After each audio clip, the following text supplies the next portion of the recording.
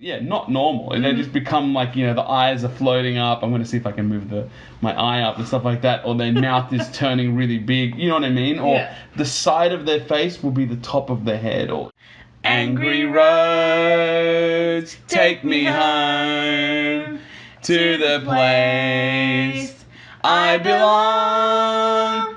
West Virginia, Mountain Mama, take me home. Angry roads.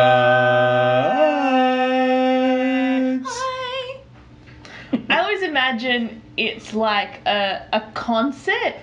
And Yeah, it's like I know you do. The last song of the concert.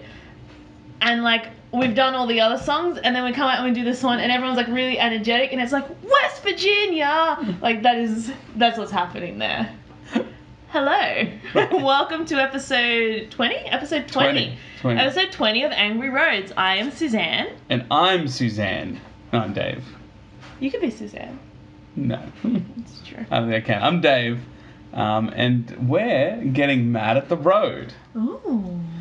20 episodes in. I know. What have you learnt so far? You do the editing. Yeah. So we went from just having like a image just kind of sitting there to we now have video in video.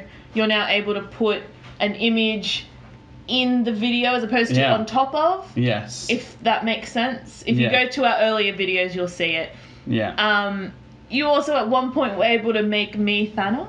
Yes, I edited her face in there. That was good. Yeah, I think editing skills. And I think I've racked up like 60 hours of editing, which is pretty good. That is quite impressive. Only 9,940 hours to go. Or, well, God, what did they say in... 1 million hours? He said 1 million. What was that we were watching? The Endless. The Endless. Yes, I highly recommend it. Not a sequel to their first movie, Redemption.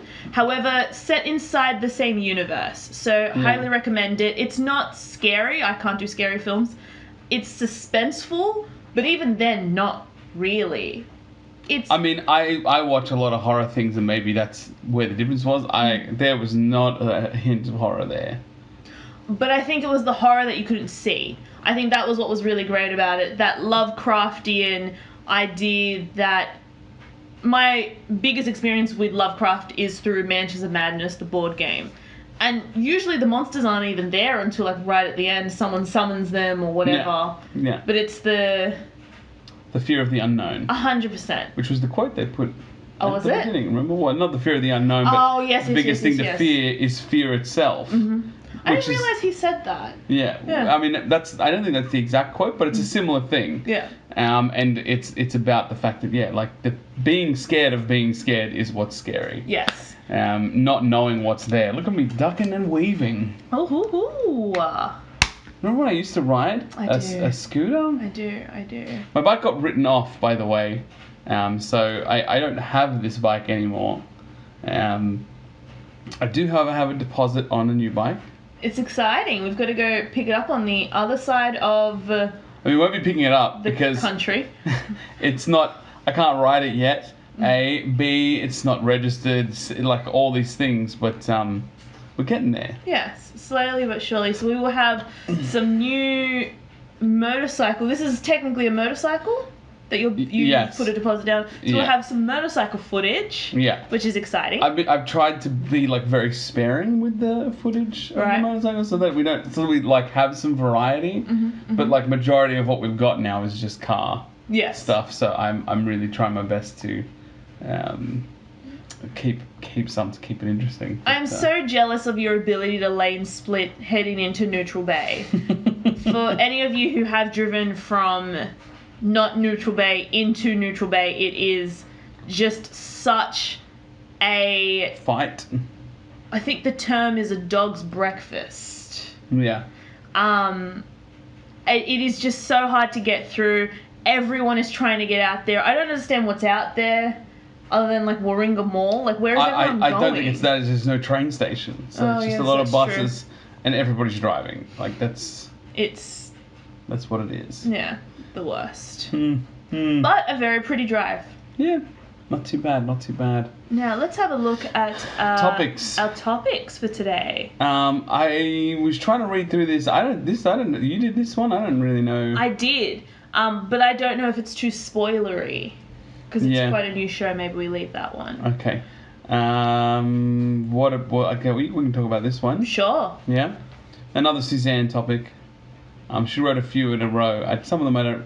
One of them we've already spoken about, but I don't like. You've automated your home. You had another question about it. Anyway, let's do this one first, and we'll get to that another time. So, okay, I'll read it since she's not saying anything. Oh, sorry. You usually read them. But I usually introduce mine, and then I wait for you to introduce yours, and that's whatever. It's too late now. I'm introducing it. So she wrote, "What weird thing do you do that you know is ridiculous?" I won't read the next part because that's your thing. Yes. So the thing that I do is I can't look at mirrors in the dark.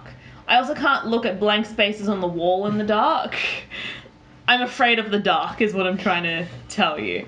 But it goes back to... Did you ever watch the show Are You Afraid of the Dark? Yes. So there was this great episode where... They were afraid of the darkness. Surely they were afterwards. But it was these two boys. From memory, they were Hispanic.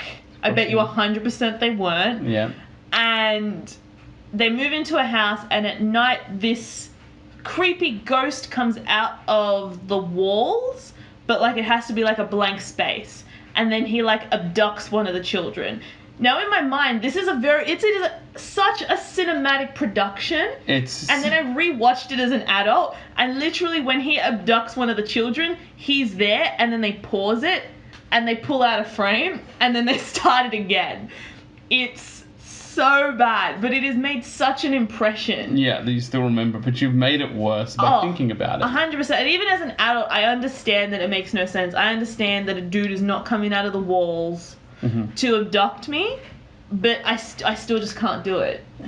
Like, Dave will be asleep, so I will need to go to the bathroom in the middle of the night, and so I will get up and I will run to the bathroom, and then once I'm done, I'll kind of like run all the way back into bed. Because I do not want the man to catch me. I'm safe when I'm in my bed. These are the rules that... an insane person makes up. I'm also safe if I have a blanket on me. I'm only safe in the bed if someone else is in the bed. If I'm there by myself, I have to have the blanket on me, or else then I'm not safe. Someone's dialing like help right now. Specific. You know what? Like, let's just dive into that just a little bit more. Not specifically with you, but when I was younger, and I'm sure like at any point we can get my mum to attest to this, but I was unbelievably afraid of the dark. Was she going to be like a guest host on the show? Because I think that would be. I'll call her up. Maybe I'll record it. I'll call her and record the conversation. But that would be beautiful. It's a weird thing because I was so afraid of the dark, and Sussan knows me quite well, and anybody who does know me quite well, I'm always a very warm person. I'm quite warm. It's a Desi male trait, I suppose.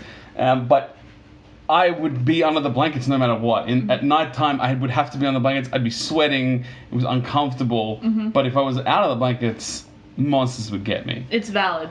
But this is like when I was 7 or so, And I'm just a grown-ass woman at this point. Yeah.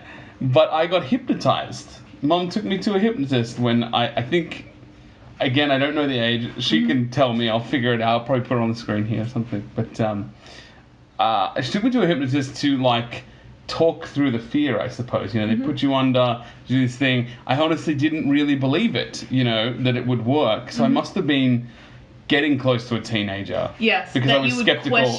What Mum said. You know what I mean? It's weird because I always think about this. Like, I know I was awake. Yeah. Excuse me. I know I was awake, and I know that I understood what was happening, but I still went through the motions, like that I thought that I was supposed to. Yeah. But at the same time, was never afraid of the dark again. Like, I don't have that fear of the dark, and I kind of can specifically tie it back to that moment. So I don't really know exactly what to think of that. But I suppose, like, the willpower is very strong. Yes. And willpower for me is a very strong thing. Like, I quit smoking cold turkey when it was time to quit smoking, and I'd been smoking for years. So, maybe it was that. I don't know.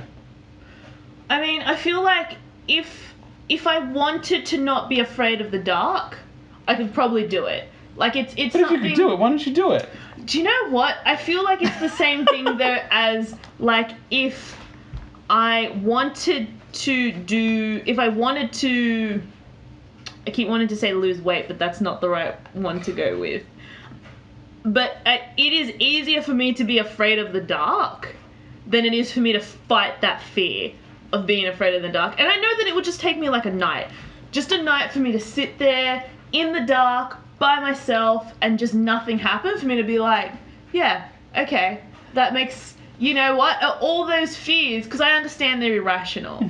Yeah, I don't think it's irrational. You not seeing, not understanding, these are, you know, things that people get afraid of. It's not the dark, it's not the ghost, it's not knowing. But, like, I don't even believe in ghosts. Yeah, I don't know. Like, I think that there is one thing I can point to in that, and that I still get, I suppose, is that if I look at somebody's face and it's dark and I can't quite make out the features will distort and become something strange. Yes. Not necessarily scary, but like unnormal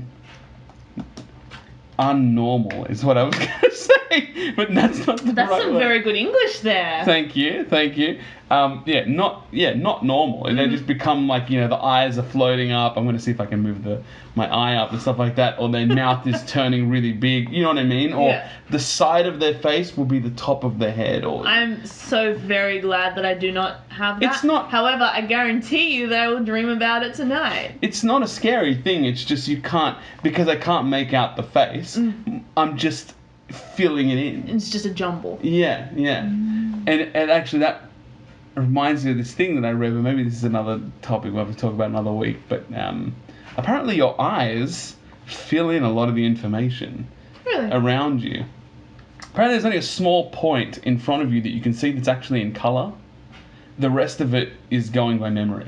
Do you think that's why testimonies to the police are not seen as 100% accurate? I mean, like, you have to read this thing to kind of get it, I suppose, but it was like saying a lot of stuff about how, you know, your eye tricks you into interpreting the information that you get. Right. As an example, you look at a wristwatch and you look away and then you look back at it, and the second hand will seem like it takes much longer the first time you look at it. And then it seems to go back to normal. Yes. And the reason is because your eye has literally removed frames of time to catch up with the vision. That's pretty cool.